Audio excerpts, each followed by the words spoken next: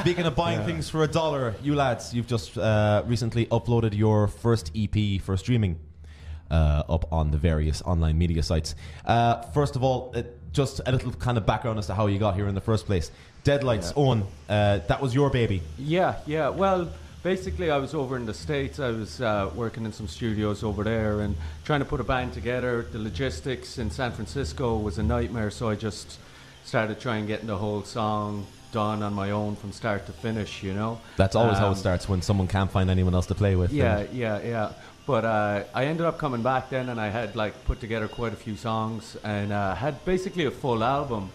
But between the first song I wrote for it and the last one, there was a bit of a shift away from a more kind of rock vibe into the more electronic. Yeah. And so a couple of songs are still kind of lying on the cutting room floor, because I just felt like putting the 6 tracks that flowed well together was better than just trying to lump all these kind of bastardized things together. Using time-honored tradition, though, of using it for B-side material. Yeah. Little remix, and you know, it'll be good to go.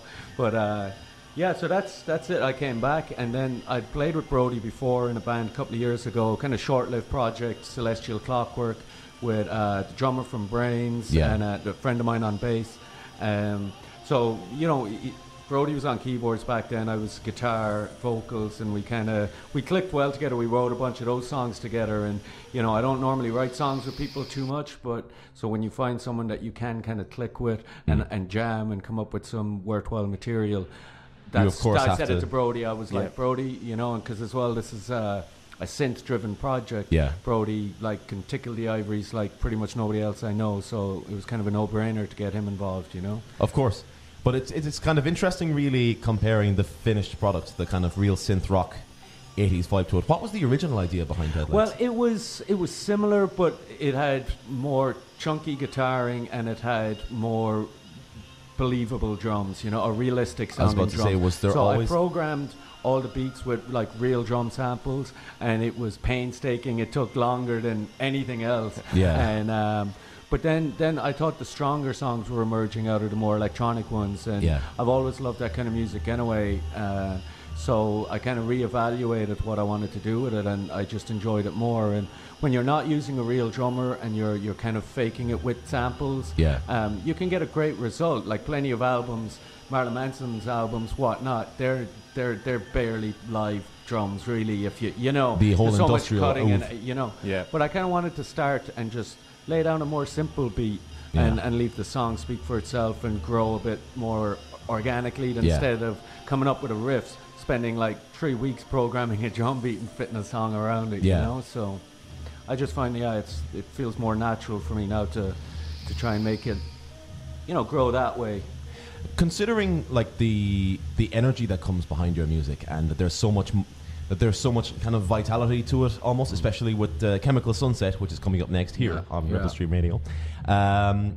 It's kind of odd to hear that you've got influences ranging from, well, of course, the Depeche Modes and what have you are an obvious influence, but a lot of 80s goth rock, and in particular Sisters of Mercy. Well, and you've had your time with punk bands, etc. Yeah. Started off with like for about 10 years on and off. I was in a band, Children in Heat, again with a couple of lads from Brains, and we used to just do, you know, Halloween gigs, birthday parties, and fun stuff like that. But so kind of for most of my musical life was playing punk and fat. I love energetic stage shows. So even when you hear the EP, when you hear it played live, the guitar's a bit louder, it's a bit heavier, we're sweaty, it's, you know, Brodie's jumping around, you know. I was about to say, Brodie definitely, very definitely adds to the stage presence of the whole show. He's got his Elvis towel, you know what I mean?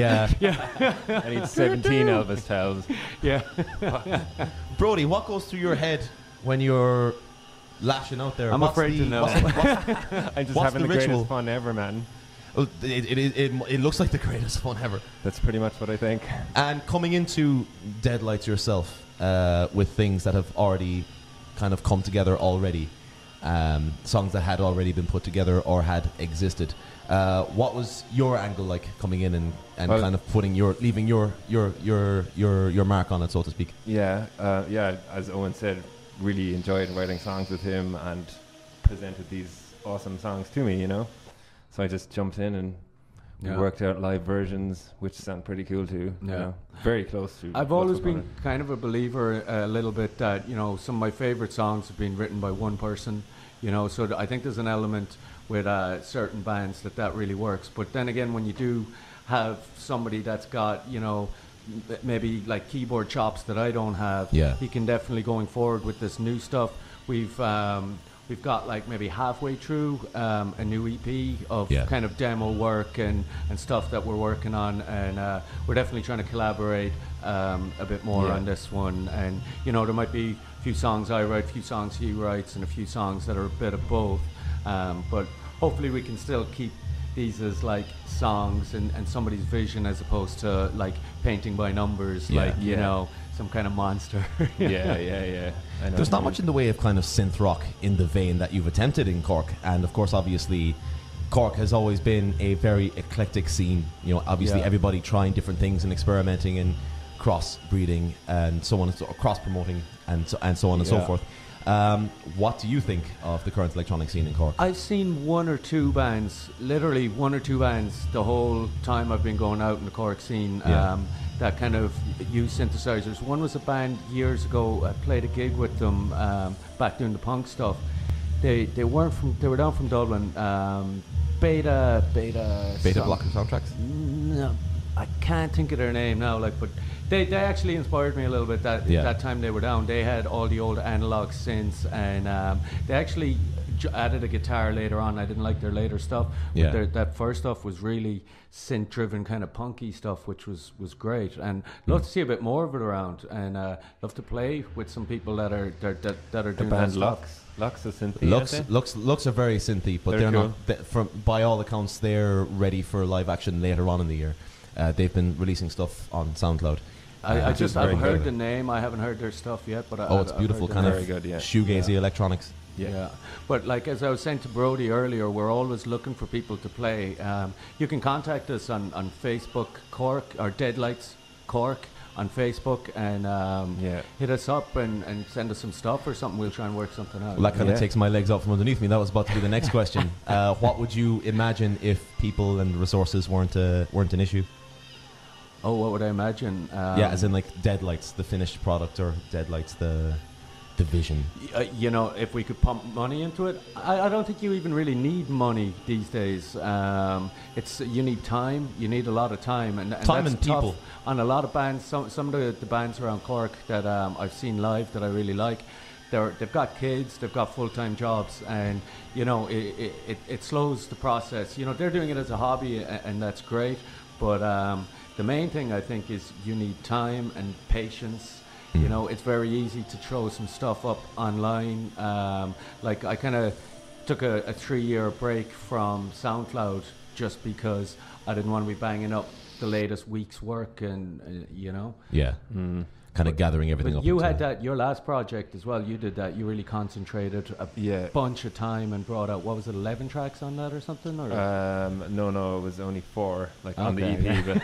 But I produced like 30 no, tracks. I was adding your 2 EPs together. Yeah.